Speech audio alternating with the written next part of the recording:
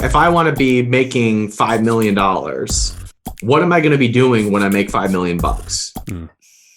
What, like, how many leads am I going to be getting? What types of leads am I going to be getting?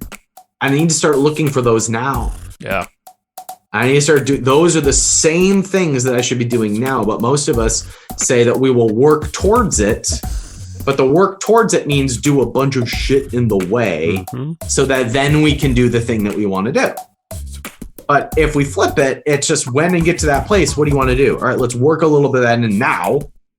And we're going to optimize that thing. And that's going to be the thing that ends up growing over the next 5 years. Boom, boom, boom, boom, boom, boom. What's up, everybody? You're listening to the Hustle and Flowchart podcast with your boys, Matt Wolf and Joe Fear. Check it.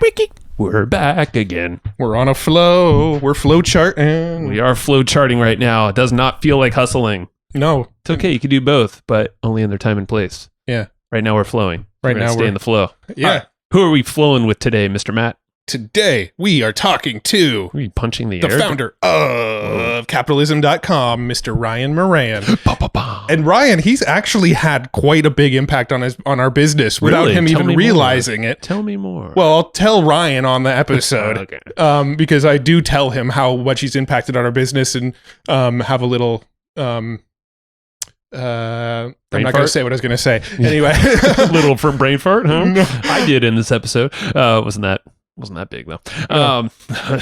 No, Ryan left a massive impact, and it's in a roundabout way. Matt describes it to him, and it's part of what a lot of our favorite listeners get in the mail or is part of the notes, which we'll tell you about in a second. Yeah. But yeah, Ryan, he's very, very impressive in the way that he thinks, and he's grown an amazing business, ended up selling that, exiting for 8 figures, and had massive realizations along the way. He's got a big following out there that follows his work and his thinking. Capitalism.com is kind of where a lot of his thoughts live. He has a podcast there as well, and basically he's had many realizations throughout the line, which is really similar to us as well in the way that our businesses have evolved over time. And it's really cool, just the way he thinks, the way that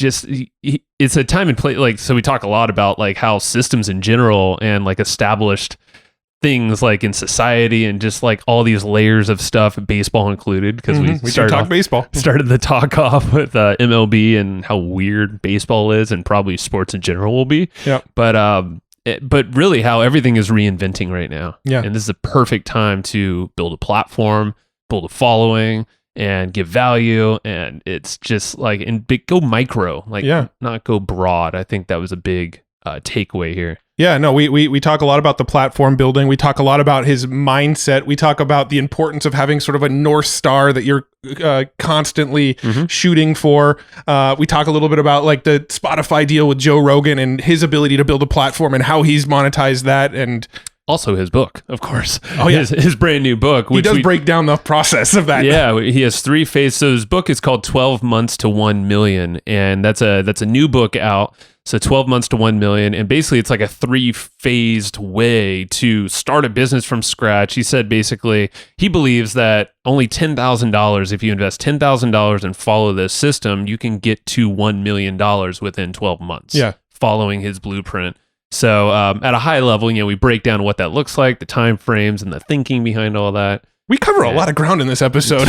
Now as we're talking about it, I'm just like, wow, we covered a lot of shit with Ryan, and it's all amazing stuff. It's all amazing. So let's leave it there. So we're taking notes for you as always. You have only 2 weeks. So if this is within the 2-week window of it going live, get the notes. Either way, if you just go to hustleandflowchart.com/comp, that is hustleandflowchart.com/comp, COMP. You'll get the notes for free. They're like basically 4 pages of decked out cliff notes that I guarantee you cannot take as good notes because Sue's the best. And actually, maybe write in to our support at info@evergreenprofits.com to tell us what person is Sue writing in, as a note taker That'll make more sense once you hear the episode. Just write in and let us know your thoughts, your answer. And say hi to Sue, because Sue's probably going to be the first one to see him. Of course she will. So say hi to Sue at info@evergreenprofits.com and give her your answer. Maybe you're right, maybe you're wrong. I don't even know what the answer is. So we'll see. Okay. Yes. And also that open loop, that didn't make sense. Yeah. Also, you can get the notes by texting comp to 38470. I was going to throw that in real quick. And now let's go talk to Ryan. Let's do that. Ryan, we are recording now. How are you doing, my friend? Oh, well, now I got to censor myself or even be more controversial. You choose. It's lean controversial. That's more fun for everybody. That's on you, brother. Well, thanks for joining us. At work. Now that we're talking about it.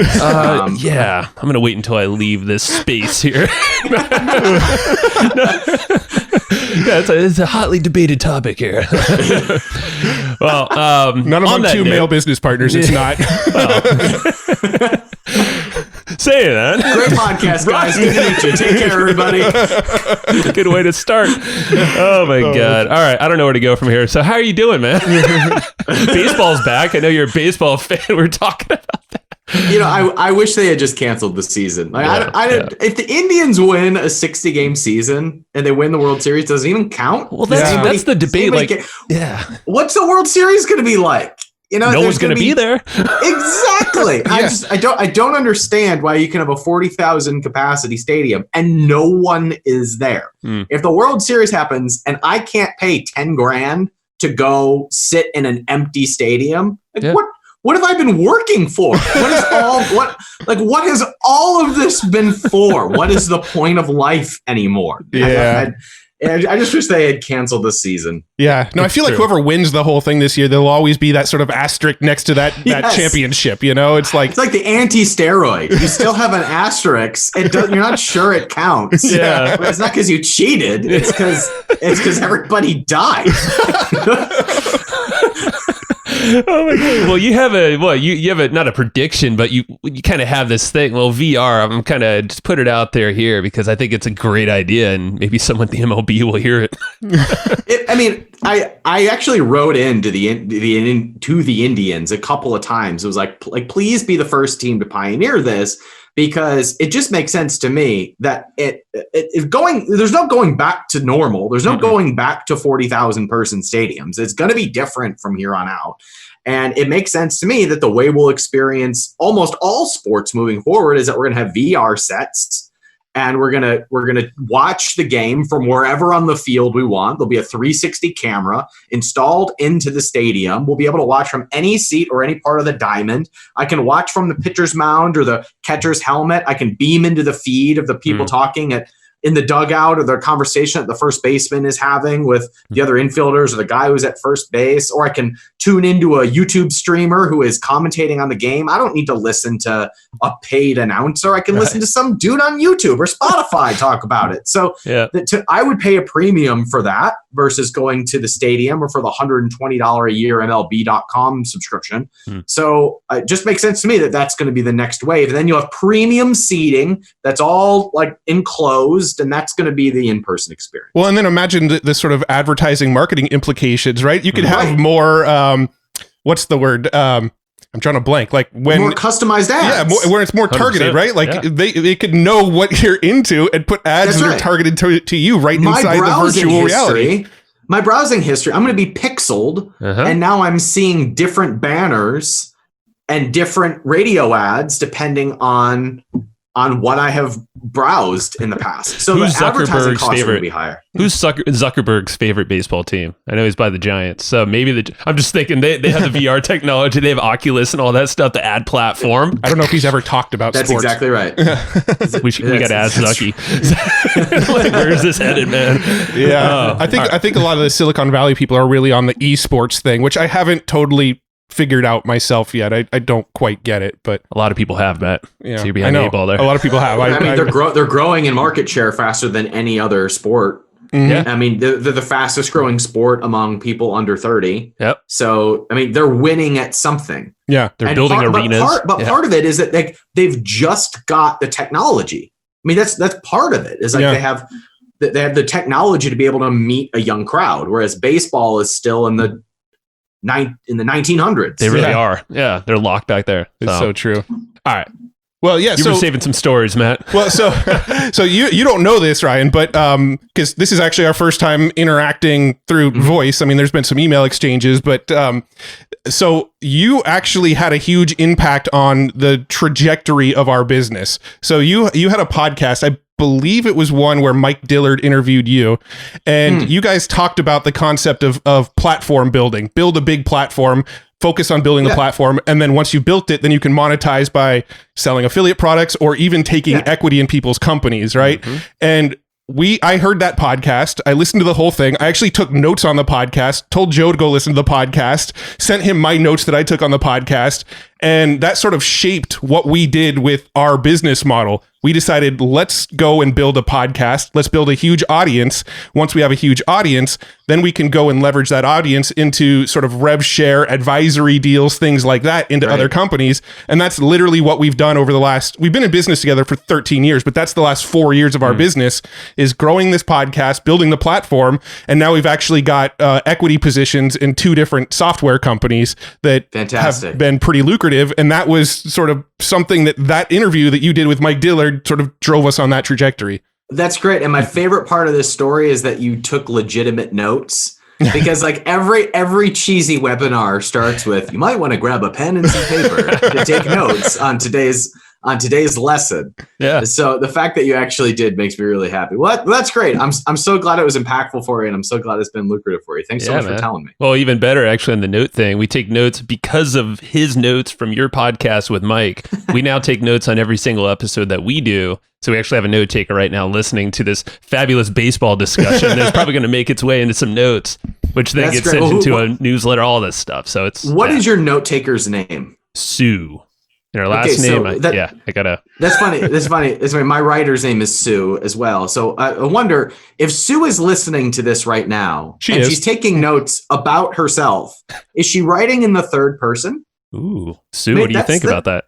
Is she writing in the third person, or is that the fourth person? Like, what is it? Because she has to write it in neutrally, but she's writing about her. She is writing about herself, but she's writing from a different. So what tense is that? I wish there was a note taker who could do that. Well, Sue, I know you're listening. Put the answers in the notes, and then people are going to have to go get the notes at hustleflowchart.com. If she responds to the comments of people talking about that, what tense is that? This is a rabbit hole. This is some woo-woo consciousness stuff, guys. Brain swelling. No, but those notes are actually our lead magnet from these episodes. So to get people on our mailing list after listening to this episode, they could go grab the notes that we took on this episode. So, and it's like in-depth Cliff's Notes, right? Yeah. That really shaped our business model. That's how we grow our list, is the podcast to the notes that we take, and then our monetization is through affiliate marketing and our equity deals. Amazing. That's fantastic. What a cool story, guys. Thank you. Catalyst you. So thank you.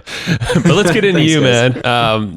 Give us because you've done some amazing things that have last, like I was a contributor of capitalism.com for, I think it was about a year or so, a few years ago. We were saying that's like 20 years ago, internet speak. Internet years, yeah. Yeah. Take us back though, because I know you've done some interesting things before then. Did some exits, scaling, you have a book now. So, where did Ryan start? And then, I'm best known for building physical products brands, and my biggest success story is taking a $600 investment, growing that with my partner Matthew to a business that was pacing about $10 million in top line revenue. We sold that at a 5x multiple, which at the time was a lot. Mm-hmm. This is, I think, in 2017 we finalized the exit. Nice. And so that's where I made 60 to 70% of my wealth. And then I have my podcast at capitalism.com. I put all my attention after the exit into capitalism.com to build a platform to inspire entrepreneurs and to push against what I see as the movement that is kind of peaking at this point of an anti-capitalist movement. And so my background is growing up poor in Cleveland, Ohio, and always wanting to be an entrepreneur, and being the young kid who I didn't have anything on paper to be a shot. And now I kind of get my excitement by backing the other kids who didn't have a shot and giving them the clear plan to have a successful business. And that's what we do at capitalism.com. So obviously the Cleveland Indians goal came in because you grew up in Cleveland. Mm-hmm. What made you decide, I want to own a baseball team one day? Where did that whole goal trajectory come from? Yeah, kid you not, since I was like 9 years old, I wanted to be the general manager of a baseball team. That was my dream job. GM specifically. That's interesting. Yes, I wanted to. So I've always been. You ever see Mighty Ducks? Yeah. You remember Charlie, the main character, who was played by the guy from Dawson's Creek? Yeah. Yes. And one time he goes into his coach's office. And he's like, "I'll make a better manager than I would a player, coach." That was me. Right? So I played baseball, but I was the kid. I would make up the lineup and give it to my coach. Be like, "This is what it should be." Wow. I think you're wrong about your lineup. This is what it should be. Half the time, I wasn't even on it. Well, you knew better. We want to win today, guys. So, I'm gonna ride that bench and not look out for splitters. So I was think like a manager, and so. To this day, my brother and I have kept in touch by playing Madden on our PlayStations. I've done that ever since I went away to college, so like 15 years. And to this day, he cares about beating me. I care about having a better team on paper with higher profit margins. Like to this day, I'm in owner mode, managing profit margins, and he's in there just kicking my ass. Crushing you. When it comes to field. Yeah. All right. Yeah. So, but since I was 9, I wanted to be the general manager of a team. Then I kind of ran the numbers and realized that in order to do that, you've got to get the right job with the right degree at the right time, and somebody else is in control of who gets that job. I have a better chance of just owning the team, and so that's why I want to be the owner of a Major League Baseball team. Yeah. So that you can appoint yourself the GM. That's right. Yes. Yeah. at least give me veto power. You will. Well, talk about because I know it's not really the destination. It's all about the journey to get to that point, right? It's this path, and obviously you want to get there, but describe kind of like the psychology that you operate from with that goal in mind. That's an evolving thing. I mean, I was just thinking today, I still wonder every day, like, what the hell is all this for? Like, if money or the end goal is the goal, we've kind of missed the point. So, and my relationship with the moment or the process changes. So there are days that I just love the process, and there are days I'm like, what the hell am I doing? Like, what's going on here? And I'm like, I think it's par for the course. I think that contrast is what actually keeps us sharp in capacity. So the contrast kind of like this struggle, this shit, I don't know where I'm going. Oh, aha moment. It's kind of this the ebbs and flows. But like even to go a little bit more granular than that, the what the hell am I doing moment is usually a sign that I'm focused on something that I shouldn't be focused on. It's usually a sign for me to step back or slow down. It usually means that I'm not excited about whatever is in front of me, which means I need to regroup for a second. And then like this happened today. This morning, I was having like one of those "what the hell am I doing" moments, and then I look back at my calendar. Oh, I took 0 days off last week. Right? I worked through the weekend, and I didn't go to the gym as regularly. I didn't have. Okay, well, it would make sense that I would be having a "what the hell is all this for?" Because I haven't given myself that moment to slow down and enjoy what's in front of me. So it's like, it's how we adjust to the process. It's how we change course when the process isn't fulfilling. And so mine, I think a lot of entrepreneurs' temptation is to hurry up and rush right through that, is to over caffeinate, overstimulate, come up with a new idea, overbuild bridges rather than slow down and like gather our bearings again before we hit the go button again. And so, I can't tell you how jazzed I am for this chat, because this is what I do. Like, this is what the hell I do all this for. I was hoping that this wasn't the thing in the calendar where you're like, shit. What am I doing with my life? Well, I'm curious about like the impact of money, because money does not bring happiness. Everyone's heard that saying and all that. It obviously can help a lot of things. But how did things change, or did they change when you did sell your business for multiple, 8 figures, I believe, right? And so like, how did that change your psyche, or is that when you realized, oh, hold up, I think we need to update the phrase "money doesn't buy happiness," Right. and because money doesn't buy happiness, but it does alleviate suffering. Mm-hmm. Like money alleviates a lot of suffering, but the alleviation of suffering does not bring happiness. Yes. Like suffering actually gives us happiness. Mm-hmm. Like suffering is actually like a precursor, a necessary part of happiness. Our brains work in contrast. The amount of happiness we can experience is in direct correlation to the amount of suffering that we have experienced. So money doesn't buy happiness, but it does alleviate suffering. Yeah. And so for me, I alleviated a lot of suffering and opened up a new kind of part of exploration of a greater level of happiness. But in order to experience a greater level of happiness, there has to be also a new set of experiences of suffering, or at least pain. Mm-hmm.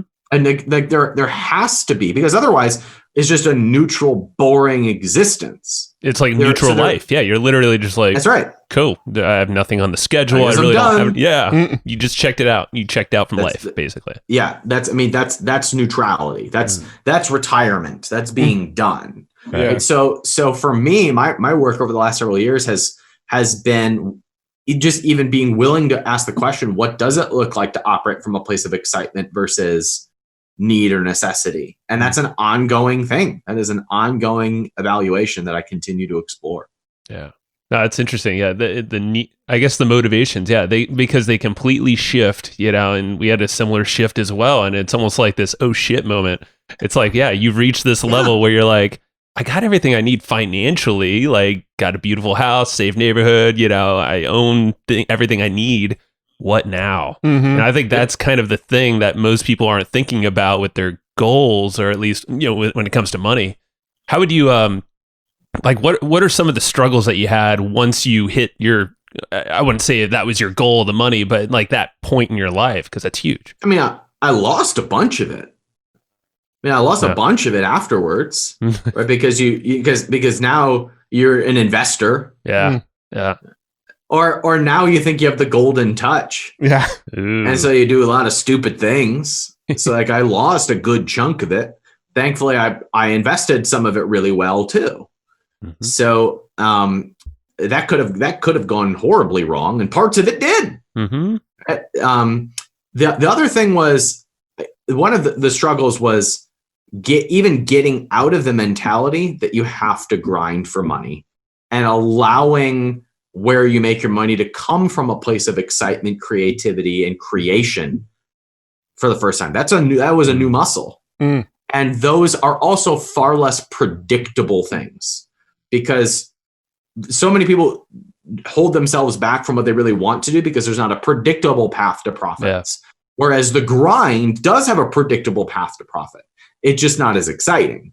And so there is a dance between the brain's logical evaluation of where this is going and the body's natural excitement of saying, this is where I want to go. And learning how to navigate that is, probably a 4 podcast series. Oh, yeah, for sure. Yeah, I know that's definitely something that we can relate to, because I think it's something that people who don't have as much money as they want to have, it's hard for them to relate to, because everybody's like, oh, you're just saying that because you've been there, right? But we've had that experience where we've made a lot of money. We're perfectly secure, had as much money as we needed in the bank account, and then we had this like guilt feeling of like, I really should be at my computer getting some shit done today, right? Like I really need to be doing some stuff. And then you look at your bank account, you look at like your schedule and what's going on, and you're like, actually, I really don't. But then by not doing it, we start to go and like we start to feel guilty about it, and it's this weird like mental cycle that we fall into. Fears of getting soft, yes, like fears of losing your edge, fears of and that happens. Right, like people get fat and happy, and then somebody takes them over. And so, how do you maintain the hunger? And the only way that hunger is maintained is by having a healthy amount of desire. And desire has to come from one of 2 places. It has to come from lack, which is not as powerful, or it has to come from excitement, which is harder to discover. Mm-hmm. And so most of us tend to default to looking at where there is lack and being motivated from a place of lack. And you can stay driven by lack your entire life You just won't ever get to a place where you're doing the things that really excite you. Mm-hmm. But then there's like a bridge that we have to cross of like going into the place that is of being motivated by excitement, which is more intrinsic motivation, but it's not as predictable. It's harder to discover and it changes. Yeah. So this is called being a human. It is. Well, Yeah. I think it's super beneficial to have some sort of like North Star that you're striving for, right? Like you've got the Cleveland Indians thing, right? And it's like that sort of creates a filter that you can start to begin to pass things through. Does this get me closer or further away from that? And I think having something like that in your life is really important. And I know that's one of the places where our business, we've struggled a little bit with the motivation is like, what are we really shooting for? Like once you've got enough money and you're doing what you want to do on a daily basis, now what are we shooting for? We actually had one, Matt, at one time. It was called owning the San Diego Chargers. This is no joke. But then they fucking moved away. So we're like, well, we don't like LA, so we're out of here. So we got to figure out a new North Star. I'm facing a similar crisis because the Indians are probably going to change their name. That's right. They're- Now that the Redskins are the Washington football team. It's probably going to be the Cleveland Spiders at some point, which was their original name from the 1800s. Yeah, interesting. So hooray! Go eight-legged guys. Yeah. Well, you'll have a say in that one day. But one day. Well, I'm curious about your mindset because I know that's like, in your new book, 12 Months to 1 Million. I know that's one of the chapters that you dedicate is the mindset. And it sounds like, obviously, starting up from scratch anywhere you go, you got to have a good mindset. So you obviously have a great one. You're human, though. So you're, again, valleys and ebbs and flows, I'm imagining. But what are some principles that you kind of live by day to day, week to week to keep your head on straight with that path? I mean, if I could just pass one on, it would be the longer term you can think, the better decisions you will make. Because so many of us are in this after like, what is the immediate result going to be? But the longer you can think, the better your results will be, even in the short term. Like I was chatting with one of my mentors last week, and we're about ready to launch this thing called the Capitalism Incubator, which is where we're going to be investing and advising a group of brands that come and follow our process. And the person said to me, you're going to want to do like a really big launch out of the gate. And I'm like, $5 million. Yeah. And they said, but you need to find a way to sell this in a way that gets better over time and doesn't require you to do the exact same thing that you did this time again next time. And that completely made me change the approach of, okay, if I want to be selling this 5 years from now or 10 years from now, how do I need to sell this now? Because one was stacking the deck for a really big launch right now, but no long-term momentum. But another would require me to go really small right now, but put me in a better position 5 to 10 years from now. And so there was a little bit of an ego pill that I needed to swallow in order to make the decision of how am I going to promote this in a way that'll be growing 5 years from now versus I'm going to put all my cards in here and then have nothing. I'm going to be doing the exact same thing 5 years from now. And so if you can think about 5-10 years from now and do those things now, you will get even better results even in the short term. So like that is the one thing that I wish I could pass on to every entrepreneur. How do you it's interesting you said this. We interviewed Stephen Kotler the other week, Flow Research Institute. I totally butchered his long company name, but he said something about how when you envision yourself years, I think it's past like 2 or 3 years, you start to disassociate with that being you. So you kind of don't, you almost like the goals are someone else's goals the further out in the future that you set them. So it's sometimes harder for people to stick with their goals and actually feel pumped up. It's like weight loss, it's like I want to go lose 100 pounds or whatever, and I have this 3-year plan. Like, are there any things that you would do to stay on course or motivate yourself or someone else for a long-term vision like that? Yeah, so you brought up weight loss as the example, right? So I weigh about 180 right now. I'm at the end of a bulk. I want to come down to about 160. And I was telling somebody, I realize now that I don't have to lose 20 pounds. I have to maintain 160. Yeah. So because I know how to lose 20 pounds, but I want to lose it and keep it. So what I have to do here is not think about how do I hit the goal, But I have to think about now, how do I sustain the goal? Which means whatever I'm going to be eating when I'm at 160, I need to be doing that now. Mm-hmm. However I'm going to be moving when I'm at 160, that's what I need to be doing now. And so it's flipping the whole thing on its head. Mm-hmm. It's not working towards 160. It is living in 160 right now and allowing the results to follow, because I want to maintain that and build in those habits now. And then the weight stays off forever. So it is about zooming into the vision, but then doing the exact same things that you'll be doing then right now. Yeah. That's the long-term results brought into right now that create even better results in the short term as well. So like basically act and do the things that you would be doing once you're at the goal. Don't wait till you get to the goal to start doing them. That's exactly right. That's cool. Yeah. If I'm trying to lose 20 pounds, I'm going to do a whole bunch of cardio. I'm going to burn myself out. I'm going to binge eat. Mm-hmm. If I'm maintaining 160, then I'm getting 10,000 steps a day and I'm lifting weights. Yeah. Things that I can do and will do for the rest of my life. Yep. And that will also take me to 160. And it might be a difference of like 2 weeks. And that's the thing. And it'll just kind of happen probably without you noticing. You're not going to get stressed out. It's just ingrained in these habits that you're instilling for yourself. That's smart. Yeah. I like that. So it's almost like inverse thinking. You're kind of flipping it a little bit in terms of your actions. Obviously, your goal's still there, but you're making them a lot more tangible now rather than years down the line. Yeah, I mean, we can think about this in terms of business too, right? If I want to be making $5 million, what am I going to be doing when I make $5 million? How many leads am I going to be getting? What types of leads am I going to be getting? I need to start looking for those now. Yeah. I need to start those are the same things that I should be doing now, but most of us say that we will work towards it.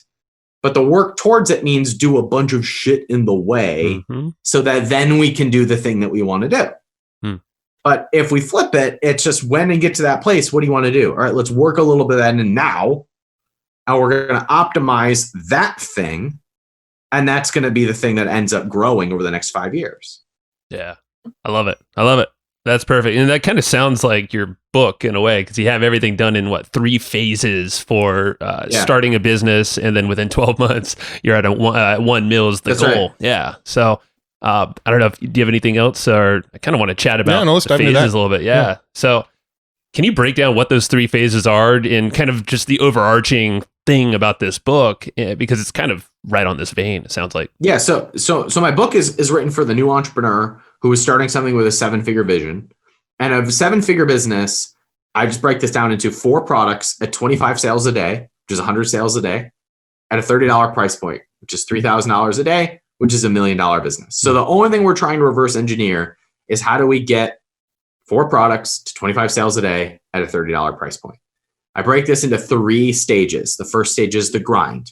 The grind is all of the hard decisions that you have to make within the first 4 months in order to take a sale, 1 sale.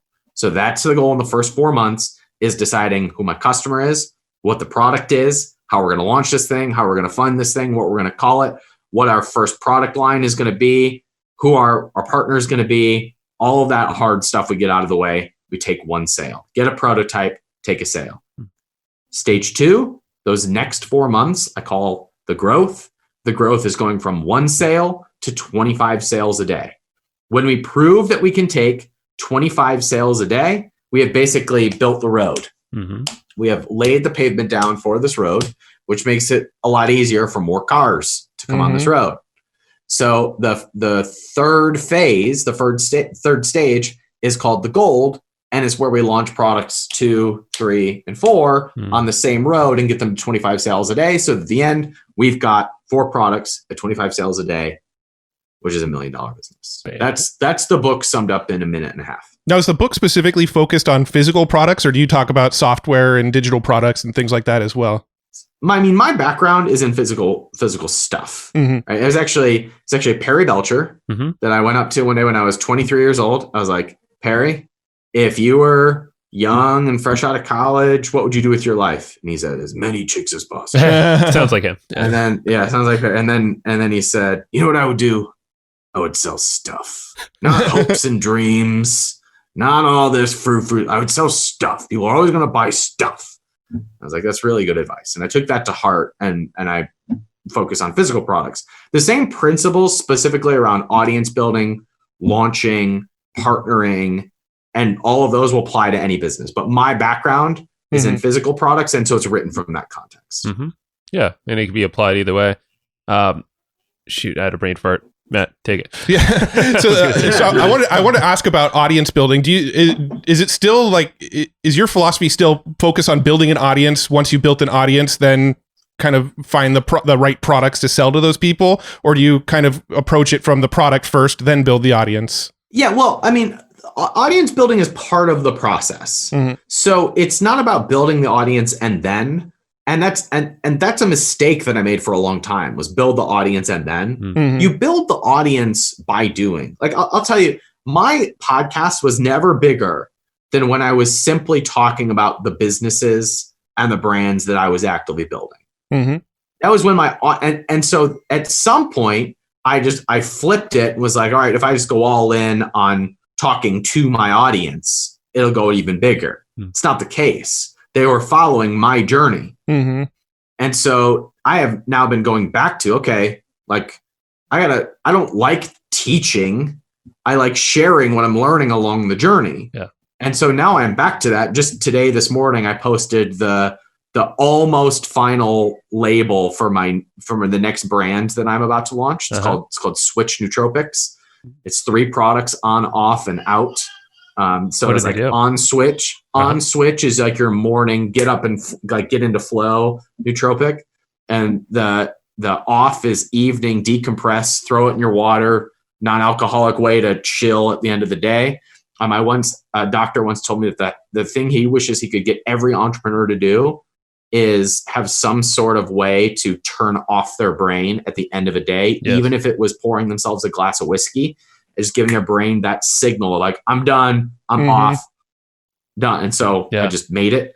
And then the last product is out, which is like before bed, get the best sleep of your life, crash, out, come up, on, off, out, over and over again. I like that. So I just posted the almost final label on my Instagram today because I'm documenting the launch of this new business. And that's me building the audience for Switch, but I'm not creating content for it, right? I'm not sitting here going like, let me tell you why you should take choline. Choline has 3 important factors. No one cares. So I have learned that building an audience is not about teaching or creating content. I think creating content is the most overrated thing that you can do. But sharing the journey is the most underrated thing that you can do.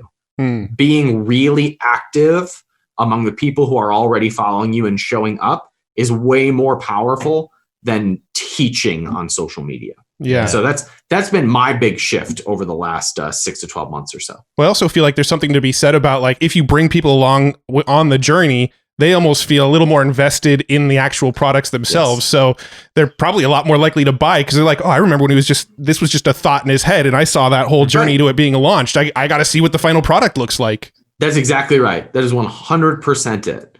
So I recommend documenting the journey at the very beginning as much as you are comfortable doing, rather than trying to build the audience and then launch it. But I do like partnerships with influencers and other audiences as a way to kickstart businesses and get that 25 sales a day as fast as possible. You leverage someone else's audience, you relate to them, maybe build something synergistically between you two. Yeah. Or just acquire the audience somewhere.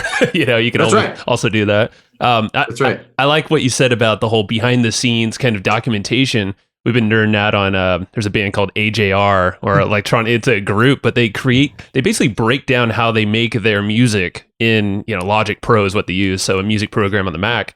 But it's like, holy crap, the fact that a band is now breaking down how they created this hit that's all over the world now, or multiple hits, it's just like, man, I'm like, holy shit, this is like the best marketing, because now I'm like, dude, I love these guys. And I'm going to tell everybody else about this because I'm seeing like the secret sauce. I heard the music on the radio. I'm like, their songs are pretty catchy. It's all right. I'm kind of into them. And then I looked them up on YouTube, saw all the behind the scenes of them making the actual music. And now I'm like, I love this band. This band is amazing. That's cool.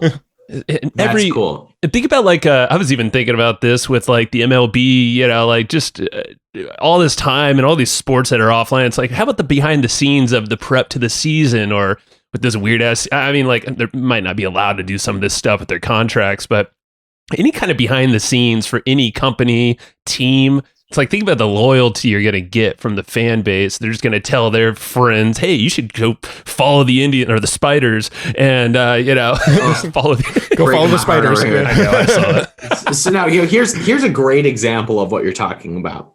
So it was, I think in 2013, there was a documentary called it was called Mitt. Okay. And it was a documentary about Mitt Romney. And it started in 2006 or 7. I think I watched this. I vaguely remember this. And it showed both of his presidential runs. Mm-hmm. It just took all the footage of Mitt Romney's run and went behind the scenes and showed him like struggling with the feedback he's getting in the media. Yeah. And it was the most humanizing 90 minutes of somebody who had, every politician who runs for president is taken through the mud, right? Mm-hmm. But like after watching it, I didn't vote for Mitt Romney, and I was like, I really want to go back and vote. Right, because you understand the human now. You're like, oh, that's where he's coming from. It was just so, you just get so immersed in this person's experience and their perspective, yeah, and the reason why, and had he been that person, he probably would have had a better chance. Yeah. And so that's documenting the process versus what most politicians do, which is creating content, which is your 4-point plan. Yeah. Yeah. Stand on a pedestal somewhere and talk from above. But yeah, it's the behind the scenes. Like that's the stuff we do. We have these therapy session episodes on our podcast once a month. And this was because our audience asked us, hey, we want to know about what you're up to now. We hear these amazing people you bring on the show all the time, and you get a little bit of in there, our perspective in the intro. But that's why we started these episodes, and it's some of the favorite. Those are the ones we get the most replies for in our support and our emails. And it's pure loyalty. I mean, that's like where the fans are just like, holy shit, I can't believe you shared this. It's helped so much. And it's just, we've seen, I think every business can do that in some way. Well, I think that's the power of podcasting as a medium in the first place. I mean, look at what Joe Rogan and some of these celebrity podcasters are doing right now by essentially bringing on these celebrities and having normal, like dude to dude conversations with them about like smoking weed and doing psychedelics and shit. It's like, my brother used to say that he would really fall in love with a band when he would see them perform live. Mm-hmm. Because you all of a sudden just feel this different connection with them than the polished version that you hear on the radio. Exactly. Back then. So the same is true in business. The more you can just share the inner workings of what is going on, the more of a connection you'll have with your fans and customers. I love it. And that's kind of why we started this podcast too, is to get that side out of someone like you, and to have these conversations that are, it's not going to be a YouTube video you put up there that's been clipped up, 30, 40 times like everyone does, because to make you sound or, present in a concise way, even if it's an hour long, like you're going to see the human side of this conversation. Right. That's the long form. And yeah, talking about Joe Rogan, that's probably why he's so damn popular. It's 3 hours long. You finally see the human, like Elon Musk, for instance. You're just like, oh, wow, he's got an interesting mind. That's exactly right. That's exactly right. Yeah. He has a way of disarming the other person because he doesn't come across as combative. Yeah. Which I think myself and a lot of the audience wishes he would push back a little bit more. But he's able to get the other person disarmed, which creates the very humanizing experience. That's right. Yeah. It seems like we don't have to go down that rabbit hole. I was just going to say, it seems like with some people he will push back, and then other people he really should push back more. I just remember the Adam Conover episode. I'm like, I think maybe Joe Rogan's pushing him a little too hard. I think he's about to start crying here. But I'm thinking about Andrew Yang and all the things that I wanted him to push him on. But that's a rabbit hole that will. Yeah, Jack Dorsey with Twitter, and there was all the universal basic income talk and all that kind of stuff. But yeah, we don't have to go down those rabbit holes because that's probably a whole other podcast episode. Yeah, too early. So I want to talk about once you have an audience, once you've got a platform. Let's say, for instance, you have a podcast that's listened to by like 50,000 people a month, for instance, just a random example. How would you figure out like what products to introduce to like a specific audience? If you are building a business to serve that audience, then it's just a matter of looking at what things they already buy. But I don't know, and maybe in a case where you have 50,000 downloads and you serve entrepreneurs and internet business owners, then you would want to look at who the person that you want to work with is and create criteria for the types of business that, I don't know, you want to create equity in, and start talking about that and documenting the experience of the businesses that you already have equity in. Mm-hmm. And if you do that and you can show their growth and the inner workings of those conversations, then you get more people who resonate with that. So it is either speaking to what the person already does, or it's calling out the ideal client by showing those who are already your ideal client to the rest of the community and saying, I want more people like this. That's how. I like that. That's we could do that right now, Matt.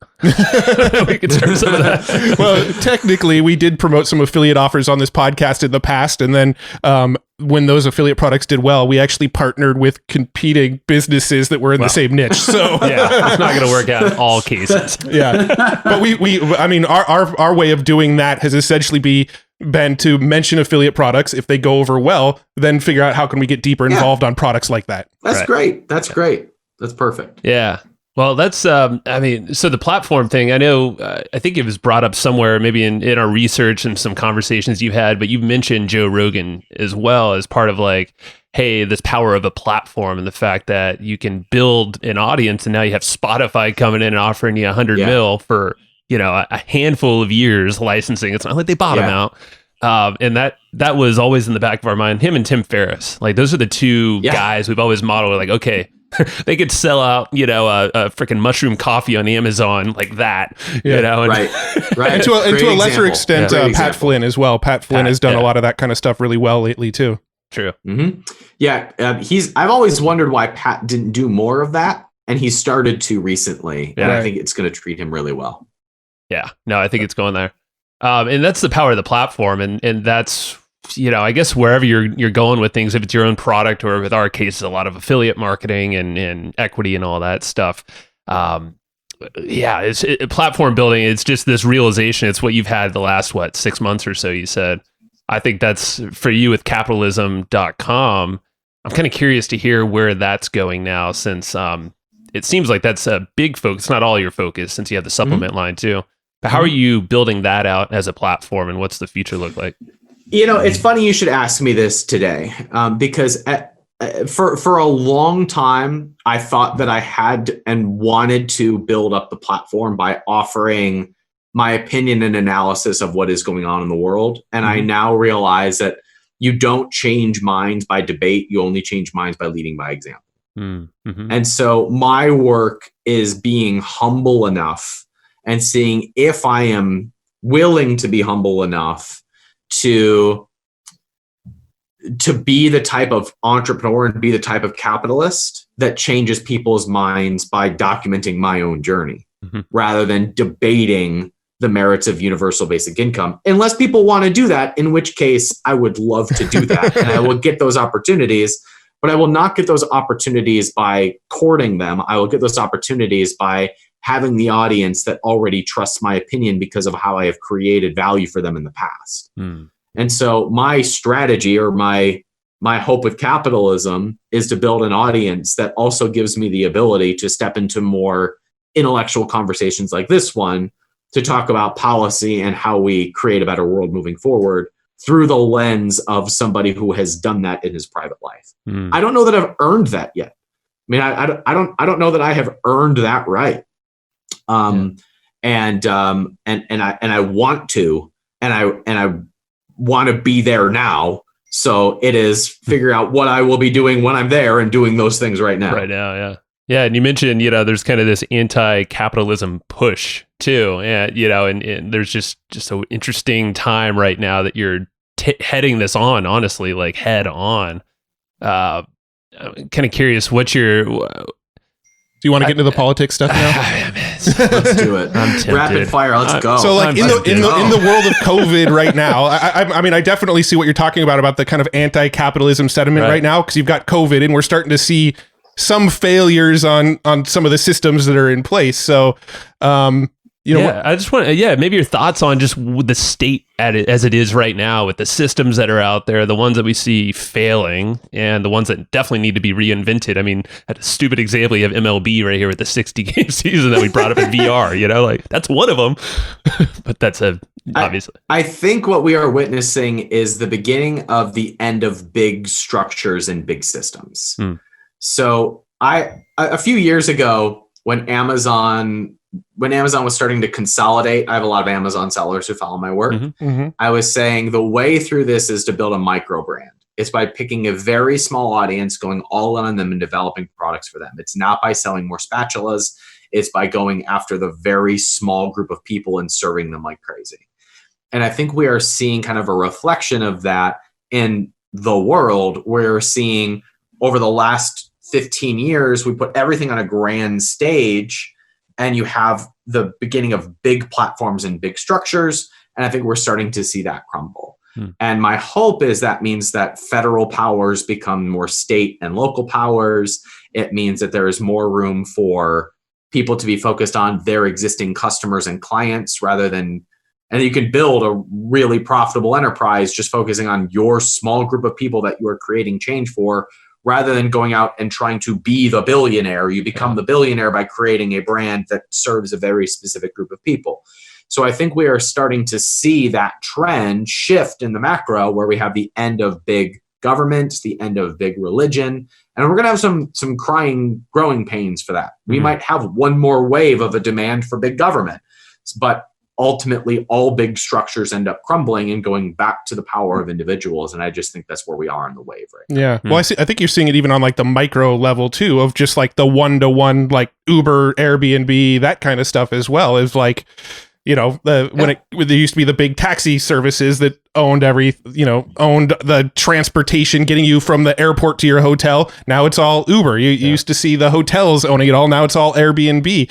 And I feel like you're starting to see that kind of thing happen more and more. It's like the smaller businesses are kind of getting more of a voice, but now that one-to-one kind of model seems to be growing, so there's less need for the giant infrastructures of these big businesses. That's right. If you want to go big now, you have to think about the one-to-one interaction.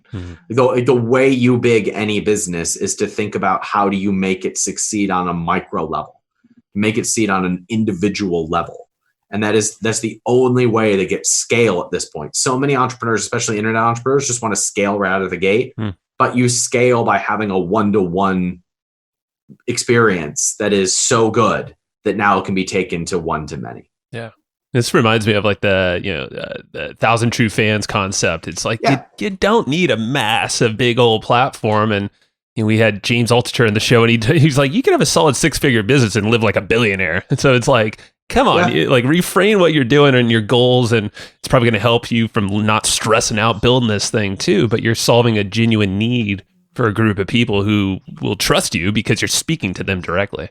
And I must say, like, I think every time we give advice, we're really giving advice to ourselves. This is the advice I need right now, right? Like, because I think for many years, I thought with a name like capitalism.com, and it had to be this big platform. And it was only by running into the wall and hitting my head against it over and over and over again that you realize you don't build a platform by trying to build a platform. You build a platform by having a meaningful impact in people's lives. Yeah. And that creates a bit of a crisis of meaning for me for a good year and a half, which makes me come back to, okay, what am I doing? You know what I really like doing with my time? Conversations like this one that actually have an impact on one person and helps them go start a business and start a podcast. And is doing that work over and over and over again. This is the terrible mind fuck of it all, guys. It is like, if we just let ourselves do the things that we naturally enjoy the process of doing, everything would unfold so effortlessly for us. It's so true. And I don't know like, it was so much fun for me to be on Mike's podcast that one time that you heard it and took it and ran with it. I had so much fun on this podcast while we're here hanging out. And Sue was writing about herself in the 9th person. so like, if we just allowed ourselves to do more of those things, everything we would want would just naturally unfold. But we think that if there's something that we want, then we have to like resist against it until we get it. And this is the lesson that life just keeps like, are you ready to learn this? How about now? Would you like to learn this one? Would you like to learn it? So I have now kind of at least realized it again, hopefully for the last time, that the way that I get what it is that I want is to be in that mode and to create that type of value rather than going and trying to create a platform that gives me what I want. It is about going to the person that you want to serve and giving them everything you've got. Yeah. Damn. Nailed it. I don't have anything else to say on top. It might seem random, but it popped in mind because I just had a baby last year, and I think you did as well. If I'm not, because we were going back and forth, and I believe you have another kid as well. So you have 2, correct? Yeah, that's right. How are you? Like, I'm just thinking of the kids now. I'm like, oh my God, like I've never had this kind of thinking where I see systems literally are crumbling or reinventing or just completely done for. How are you preparing your kids? And I know they're pretty dang young still, but how do you anticipate? Like, what do you see this thing looking like for them, and how are you going to guide them? Well, I think it's important to not put our judgment of the world onto them, in the sense of like somebody was saying, I feel so bad for kids and like growing up in this world right now. And I think, but that's based on our judgments about how we grew up and what we enjoyed growing up. Like my daughter has a completely different set of things that she's into and is experiencing. And those are for her to decide. And it's not my place to judge if she likes Disney movies or if she likes to be outside. Right now, I can guide her and make certain judgment calls, but it's not my role to decide where her natural interests go. Right. One of the great gifts that my parents gave to me was they never tried to push their interests onto me. They encouraged whatever my interests were. Nice. Yeah. And so like I'm the first entrepreneur in the family, right? I don't know where the genes got crossed and made me want to do that. But they encouraged that. Yeah. And so I'll encourage wherever my kids show genuine interest. Now, in more practical things like school, I do think that there's going to be a change to that structure. We decided my daughter was supposed to go to kindergarten. We decided not to put her in kindergarten this year. I think there's going to be a massive movement for there to be more homeschooling. Oh yeah. I think there's going to be more like group homeschooling where it's 10 kids and 2 teachers and all of the parents chip in, all 10 of them, to pay the teacher salaries, right? Yeah. And it'll be less than property taxes. It'll be less than it costs to educate somebody in the public school system. But I'm not sitting there judging I'm not judging that my daughter is going to miss recess. Right. Yeah. PE, Right? Like that's her journey. That is her stuff. And she gets to decide what she likes and keeps from that. I don't try to maintain the system. That's good. And pass it on to my kids. Yeah. No, I've got a 5-year-old and a 7-year-old. And just last year, we kind of reached that promised land of like, both my kids are in school full time all day. And then when all the COVID stuff hit, we decided, well, we obviously had them at home, but when we had them at home all day, every day, we kind of realized, this is actually kind of nice having us all together all the time. Yeah. I mean, there are times where it gets a little annoying and the house is really noisy and there's messes everywhere, but for the most part, we really enjoy it. So we actually made the decision to pull them out of public school and do homeschool ourselves now. And I think kind of where Joe was going a little bit, I think, with the conversation was more of the way the education system currently is as a sort of factory line for producing employees, right? I think that's that's a little bit where my concern lies, is when it comes to the education system, they're kind of going through this process of learning things that, some of it they're excited about. Like my kids, they love the science type stuff. They love recess and PE and that kind of stuff, but then they're not quite as into like history or that kind of stuff. And I really believe like you figure out what types of stuff they're excited about and just lean into that kind of stuff more. Like still teach them the other fundamentals of the other things, but lean into the shit that they really light up about. And that was sort of our decision-making process behind, okay, let's do the homeschool thing. Everything's going to be screwed up next year with COVID anyway. So it's like, we're either going to have a screwed up situation at public school, or we're going to have a situation that's a little bit more in our control with homeschool. But at the same time, we also get to sort of lean into the stuff that excites them more. Like my daughter loves art. She loves painting and drawing and very artsy type stuff. Right. So like we're leaning into that. She's doing a whole bunch of art classes and that sort of thing. My son, he's in kindergarten. He doesn't know what he wants yet. But that's what do you want, 5-year-old? Just tell me what you want. You should have life figured out. If you ask him, it's playing Minecraft and watching cartoons. That's what he wants. Yeah. So there you go. But I'm telling you, like that model is going to be very normal. It is like even school is going to have to go micro in order to survive. Okay, everything. Yeah. Because everything is accessible. Everything is free at this point. And so we have basically unlimited creativity and freedom, and that's only going to go up. And so it's going to have to go more and more micro. Yeah. We're entering a new phase in which big structures cannot exist. They simply can't. All right. I just realized it's already, we're at time right now. This conversation is too damn good. I want to keep going, but how can people get your book and learn more about you? My book is called 12 Months to 1 Million. You can get it on Amazon unless you want to do a bulk order. In that case, I'm capitalism.com/book. Probably the best place to follow me is my podcast, which is called capitalism.com, or I'm Ryan Daniel Moran on Instagram and YouTube. Bam. Thank you, my friend. This was amazing. This was fun. Please have me back. This was really fun. Awesome, definitely. Man. And that's on recording. So now everybody knows. Now yes, we got to remind everybody. Write that down, Sue. Write it down, Sue. Ryan's coming back. All right, my man. Go have a great one. Thanks for having me, guys. Thank you. See ya. Hey. Thank you for listening to that episode. This is Joe Fear. I'm sure you probably already knew that. And Matt is not here right now, but I'm pretty sure he enjoyed the episode just as much as you and I did, because, he went into the production of kind of making that thing right along with me. So thank you very much. And I want to give a quick shout out to our buddies over at Easy Webinar. These guys have been supporting us for a long time. And Casey Zeman is just a super good guy all around. He's actually been on the show before. He's the founder of Easy Webinar. So if you look up Casey Zeman on any podcast platform you're listening to, go check him out. Go check out his backstory, what he's all about. You can learn a lot about webinars as well. And right now, Easy Webinar, these guys are actually hooking you up with a great trial. It's a completely free trial to test out their software, soup to nuts, check it all out and see if it's a good fit for you. If you go to easywebinar.com/hustle, that's HUSTLE, if you didn't know how to spell hustle, there you go. So if you go to easywebinar.com/hustle, you can go grab a free trial. And Easy Webinar literally lives up to its name. It's super simple. Super easy. And it does all the stuff that you're looking for in any kind of thing with webinars. They literally cover every single type of webinar you possibly can do. So from live to automated to scheduled at specific times and all these crazy features in between. Can't even list them all out. I'll be here way too long. They give you a ton of advanced analytics, what's working, what's not during your webinar based off all these actions. You'll see who attended, how long they stayed, if they clicked the offer or if they didn't.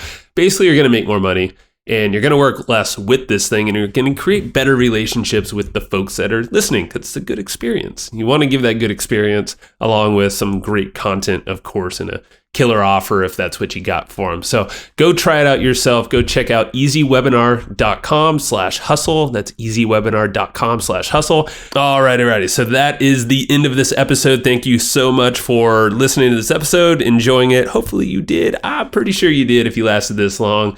And go check out Easy Webinar when you get the chance, and we will talk to you next time. Bye-bye. Thanks everybody for listening to this episode of the Hustle and Flowchart podcast. For taking the time to listen, we want to give you something a little bit special. Every single episode that we do, we actually have somebody on our team take notes. We basically have a Cliff's Notes version of every episode where you can go and find all of the tips and tactics that they laid out, all of the resources that they laid out, all the good stuff from this episode. We actually have a nice simple notes version that you can find on our website. So go to evergreenprofits.com, find this episode that you just listened to, and give us your email address and we'll send you the notes. Thanks for listening.